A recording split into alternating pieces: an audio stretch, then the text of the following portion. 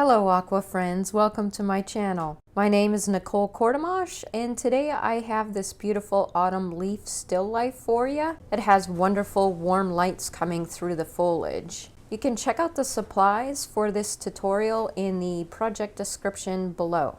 To create this warm and dreamy background, I used 140-pound Arches cold pressed paper, and with a flat 3/4 inch brush I am wetting the background really well using wet on wet watercolor technique. With a round 14 Black Velvet series brush, I'm dropping in all my beautiful autumn colors. I used Quin Gold, Quin Scarlet, Iso Yellow, Burnt Sienna, and Burnt Umber. Once you have created all your soft background colors, you're gonna let your paper dry. If you guys haven't used stencils in watercolor, then you don't know what you're missing. It is so much fun, you guys. I actually felt that it increased my creativity when I was planning out my negative shapes, because you're using the stencils in order to get your lights and to do negative painting, which is really cool. So now that my paper's dry, I'm adding a layer of quinacridone gold to my main leaves. This is such a beautiful jewel tone color, you guys, for the fall. It's just gorgeous. And on the tips of the leaves, I'm adding in some burnt umber, a little bit more warmer tones with my burnt sienna, just to give a little detail to some of the tips and the veins of the leaves.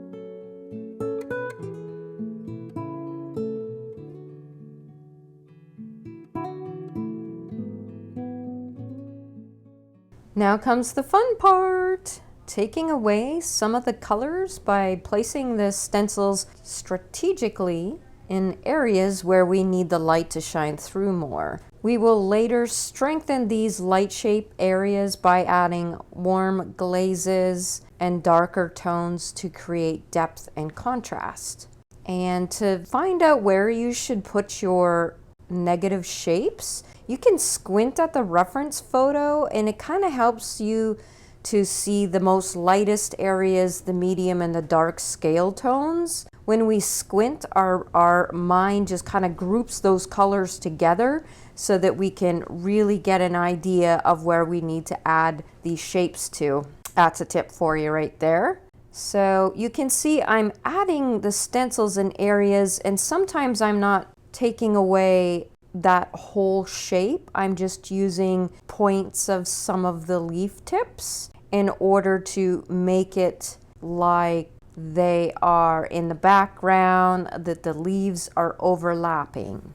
I really love this stencil. I love the branches and the soft little circles and just the variety of shapes that you could add and subtract these shapes in this negative way.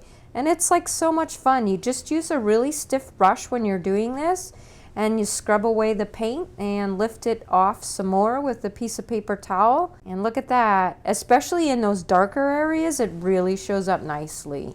And the colors that I chose are not really staining colors so much. They're lifting quite nicely.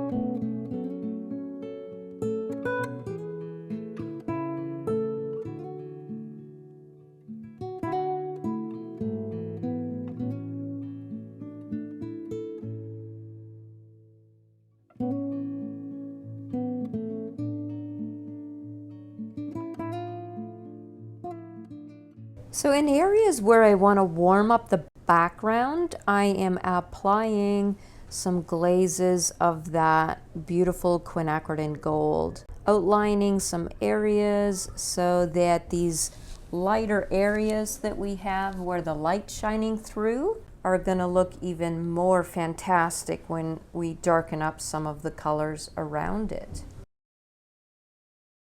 To create these glazes, I'm first wetting the area with clean water and then dropping in my jewel tone colors. You can fade these colors out with a clean, damp brush to get a seamless effect. At the same time, I'm going to build up the value of our foreground leaves by adding more layers of these beautiful fall colors. I absolutely fell in love with this reference photo because you could really imagine how it would be like to be standing there, that warmth of the sun on my face and the glow of the leaves being backlit by that light. I also, when I look at this reference photo, I imagine the crunch of the leaves as you're walking in the forest and just all the wonderful sounds of nature. This little journey that we're going on with the watercolor is like a relaxing walk through this autumn scene, and it really does have a calming effect on my soul. That's why I love to paint. It's very calming, and it's basically a huge stress reliever for me. That's why I try to paint every day. So what do you guys envision when you look at this reference photo? Drop me a line in the comment section and let me know if you're going to give this one a go.